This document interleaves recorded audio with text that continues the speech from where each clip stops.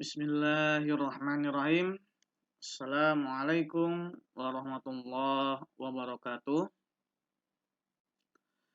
Baiklah, anak-anakku semua, siswa kelas 12, khusus Pak Dwi di bagian materi maqamat tasawuf akan menjelaskan melalui video ini biar bisa kalian putar kembali, kalian ingat-ingat, kedepannya kalian bisa mengerti dengan baik. Baiklah, maqamat tasawuf. Ya, di sini kita pahami dulu apa yang namanya maqamat. Jadi di dalam ilmu tasawuf ada beberapa istilah, ada beberapa makom, ada beberapa jalan, ada beberapa cara yang bisa ditempuh oleh seseorang sampai nanti ketika pada tahapan akhir seseorang tersebut atau yang disebut dengan sufi bisa sampai ke tingkat menyatu dengan Allah Subhanahu wa taala. Sebelum kita beranjak ke penjelasan satu persatu maqamat, perlu digarisbawahi, perlu dipahami bahwasanya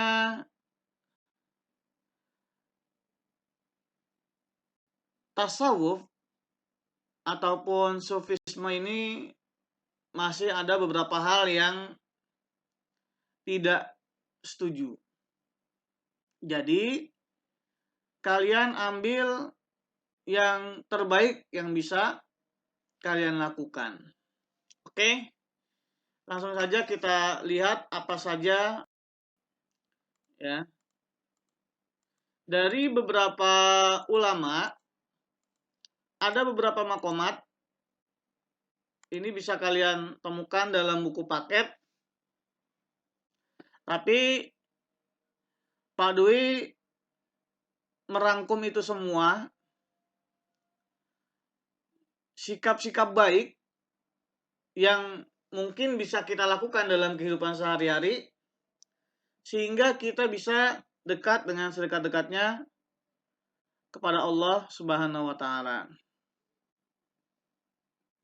Nah, ini dia dimulai dari tobat, zuhud, wara, fakir, sabar, tawakal, ridho, mahabbah, ma'rifah, fana dan bako sampai ittihad. Oke, kita lihat satu persatu. Yang pertama, tobat. Tobat mungkin yang kita tahu dalam pengertian sehari-hari. Tobat adalah ketika kita melakukan kesalahan, kemudian kita merasakan menyesal, merasakan tidak ingin mengulanginya lagi, kemudian kita memohon ampun kepada Allah Subhanahu wa taala dan berjanji tidak akan mengulanginya lagi. Itu tobat dalam pengertian sehari-hari. Akan tetapi dalam dunia tasawuf ya, apabila kalian benar-benar ingin dekat sedekat-dekatnya dengan Allah Subhanahu wa taala ya, maka pengertian tobat di sini adalah selalu mengingat Allah. Kenapa selalu mengingat Allah disebut tobat? Bisa kalian bayangkan ya, apabila dalam keseharian kita setiap menit, setiap jam, setiap detik itu kita selalu mengingat Allah, maka kita tidak akan mampu untuk berbuat suatu hal yang jahat, suatu hal yang tidak baik.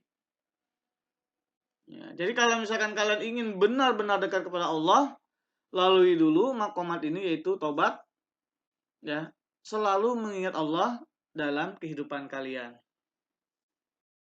Lanjut ke makomat selanjutnya, yaitu zuhud. Meninggalkan cinta dunia dan kehidupan materi.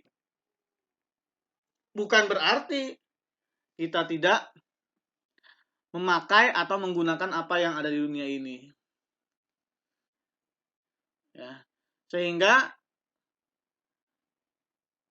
jadi yang dimaksud dengan meninggalkan cinta dunia, ya, jangan sampai kecintaan terhadap harta, terhadap tahta, terhadap wanita mengalahkan cinta kepada Allah Subhanahu wa taala. Contohnya mungkin kita tahu dalam beberapa kasus oknum di pejabat kita ketika mereka awal menjabat disumpah dengan Al-Quran. Tetapi ketika mereka menjabat tidak segan-segan melanggar sumpahnya kepada Allah Subhanahu wa taala. Mereka zalim terhadap uang rakyat. Mereka lebih mencintai dunia daripada cintanya kepada Allah Subhanahu wa taala. Lanjut ke makomat selanjutnya, yaitu waro. Dalam kehidupan sehari-hari, waro itu adalah meninggalkan perbuatan tercela. Tetapi dalam pengertian sufi, bukan hanya yang tercela saja yang ditinggalkan, yang jelas haram ditinggalkan, tetapi yang tidak jelas, yang belum jelas halal dan haramnya, sufi juga tinggalkan. Contohnya, ya, dalam kehidupan modern ini kita terbiasa menyimpan uang di bank. Sedangkan para ulama berbeda pendapat mengenai bunga bank. Belum jelas halal dan haramnya. Maka dari itu, beberapa orang memutuskan untuk meninggalkan menabung ataupun menjadi nasabah bank konvensional karena belum jelas ataupun ada yang menganggap sudah jelas bahwa bunga itu adalah haram. Dan masih banyak lagi hal-hal syubhat yang belum jelas halal dan haramnya. Selanjutnya adalah fakir. Ya. Orang yang memiliki sifat fakir dalam pengertian sufi, di dalam pikirannya yang utama adalah beribadah kepada Allah, menjalankan kewajiban-kewajibannya sebagai manusia. Jadi dia tidak mengharapkan lebih, asal dia cukup buat beribadah, asal dia cukup untuk makan, minum sehari-hari, asal dia cukup, misalkan dia sebagai suami memenuhi, sebagai ayah memenuhi kebutuhan anak-anaknya, tidak mengharapkan yang lebih. Tapi kalau misalkan ada rezeki yang datang, dia tidak menolaknya. Selanjutnya adalah sabar. Sebagaimana kita ketahui bahwasanya ada saja halangan-halangan, ada saja rintangan-rintangan ketika kita hendak menjalankan perintah Allah. Mau sholat kok males. Mau puasa kok lapar. Mau sedekah kok sayang. Nah, inilah ujian-ujian itu, ya. Apabila ingin mendapatkan makomat sabar ini, ya, maka harus sabar terhadap ujian-ujian tersebut. Ya, bisa melalui ujian-ujian tersebut dengan baik. Ya, ketika berada di suatu tempat ya yang memungkinkan bagi dia untuk menjauhi larangan Allah, maka dia memiliki sikap sabar. Kita lanjut ke yaitu tawakal setelah melakukan segala sesuatunya di dunia, kemudian menyerahkan diri sepenuhnya kepada keputusan Allah Subhanahu wa Ta'ala. Setelah tawakal, tentunya harus memiliki sikap ridho, rela menerima apa yang Allah takdirkan kepadanya, tidak menentang qada dan qadar Allah Subhanahu. Selanjutnya adalah maqamat mahabbah. Bagaimana seseorang yang hatinya cintanya hanya kepada Allah Subhanahu wa Ta'ala, dengan rasa cinta yang begitu kuat, tidak ada lagi cinta yang lain yang mengalahkan cintanya kepada Allah Subhanahu wa Ta'ala.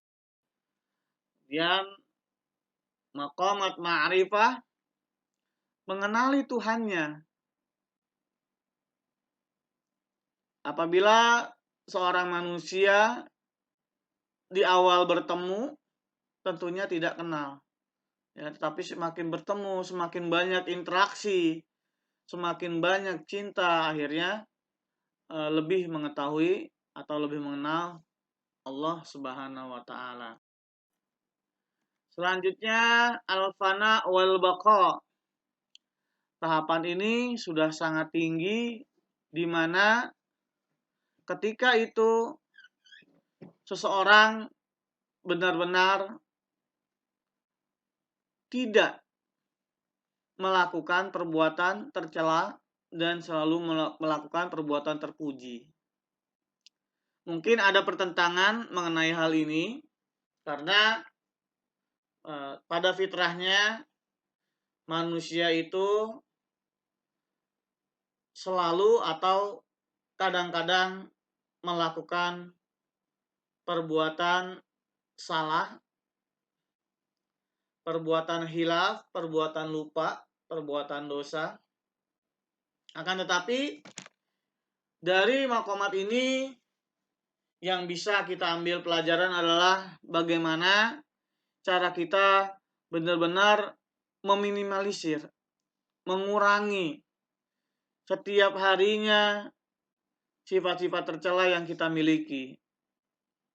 Jangan justru malah bertambah, ya, dan terus menambah sifat terpuji yang kita lakukan.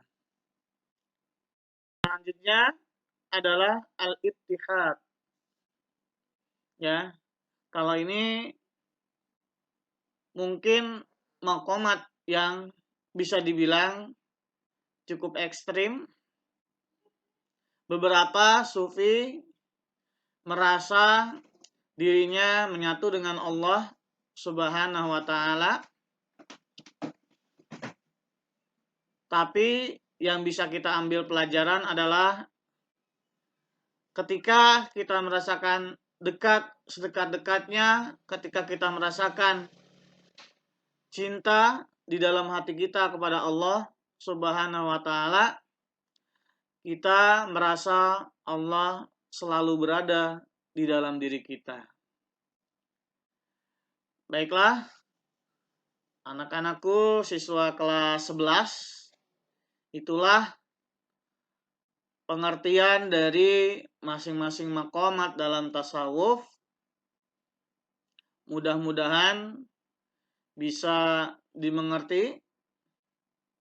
Apabila ada yang masih kurang mengerti, silahkan kalian tanyakan. Terima kasih. Assalamualaikum warahmatullahi wabarakatuh.